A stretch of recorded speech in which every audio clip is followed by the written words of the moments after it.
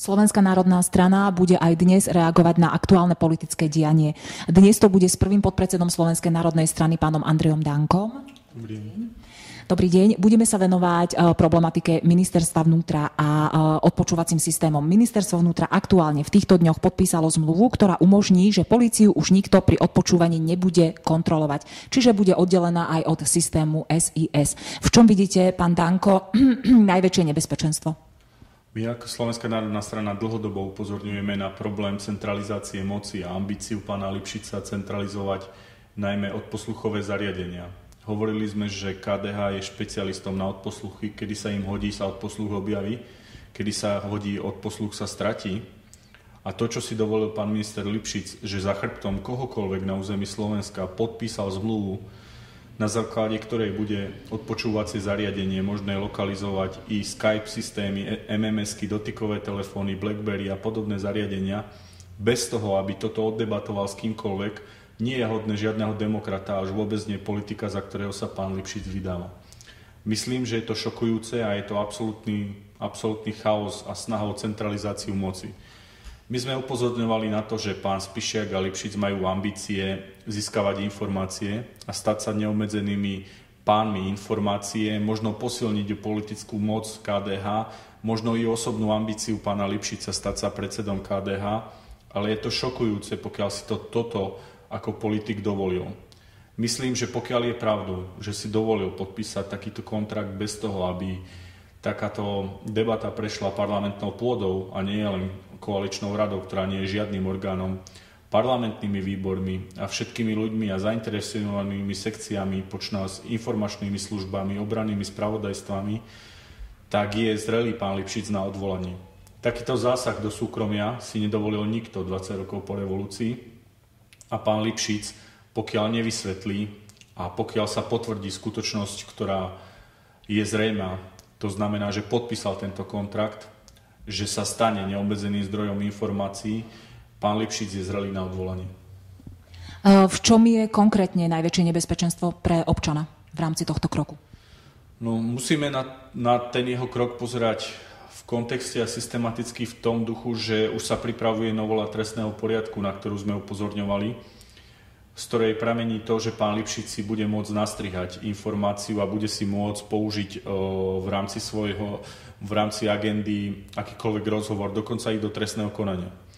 A to, aby pod vplyvom ministra vnútra bolo takéto zariadenie bez akékoľvek kontroly, je absolútne nepriateľné a je to krok späť. Toto si nedovolili ani komunisti pred 89.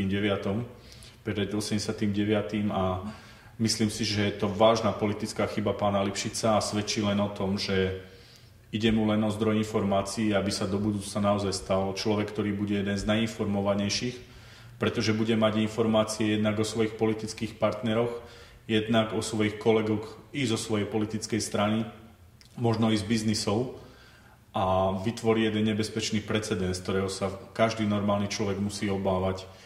A myslím si, že u pána Lipšica sa prejavuje práve tá snaha, ambícia a ohrozuje základné ľudské práva a slobody každého občana. Toto si nemôže dovoliť nik. Koaliční partneri s takýmto postupom pána Lipšica, keď ho avizoval, nesúhlasili. Čo si myslíte, prečo to pán Lipšic vlastne takto realizuje? Je to jeho politická neskúsenosť, alebo je to vec jeho pocitu politickej moci? Ja si myslím, že problém je v slabosti premiérky. A myslím si, že problém je v tom, že každý minister sa hrá na svojom piesočku. Hovorili sme o Figelovi, ktorý robil roky v Európskom parlamente a nemá šajnu, ako sa robí s eurofondami. Hovorili sme o Miklošovi, ktorý radšej zdaní živnostníkov, ako by mal upraviť zákon o daní z príjmov. Tak by sme mohli prejsť každého ministra a pán Lipšic pocítil jednu vec. Pocítil to, že na rezorte ministerstva vnútra mu strašne začala chutiť moc a myslím si, že nemá nad sebou žiadnu pevnú ruku. Stal sa neobmedzeným pánom pre túto sekciu, tak ako spacká rezort justície, teraz spacká rezort vnútra. Zvalujú či už otázky ščítania obyvateľstva, otázky volebných kódexov, otázky všetkých tých akcií od tureckého kamióna cez streľby v Deňskej Novej Vsi.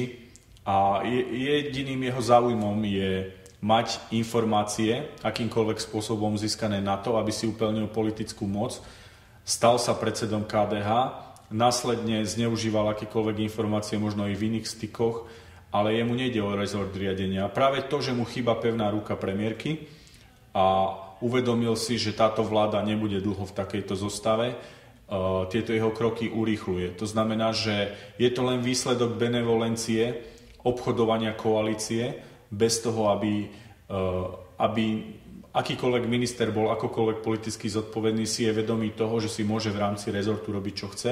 Tak ako Mikloš urobil, čo chcel s budovou s daňovým úradom, tak takisto si Lipšic hreje svoju polievku z odposluchu.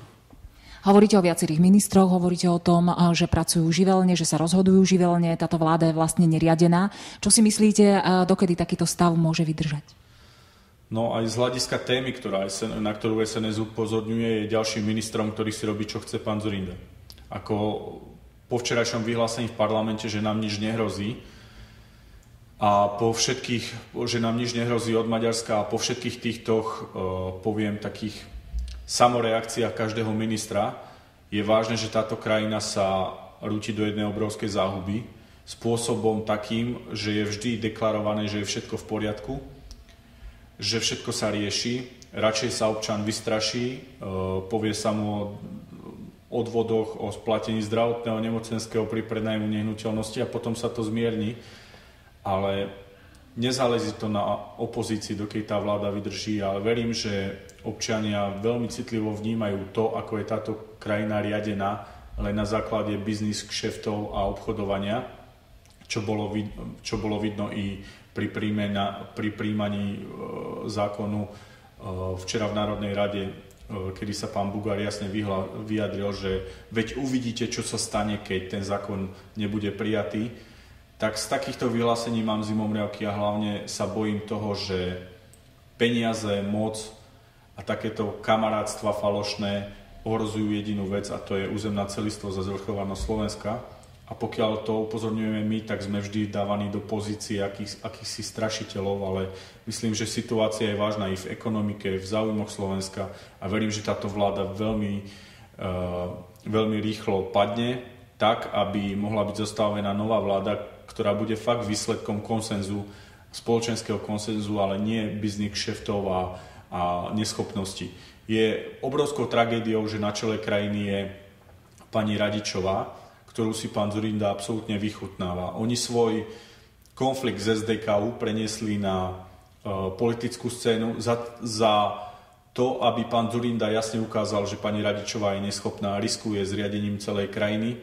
Nechávajú si všetky tieto jej chyby doslova vypiť do dna pohára a potom víťazoslávne možno nájde riešenie, či už v podobe žitňanského pána Mikloša.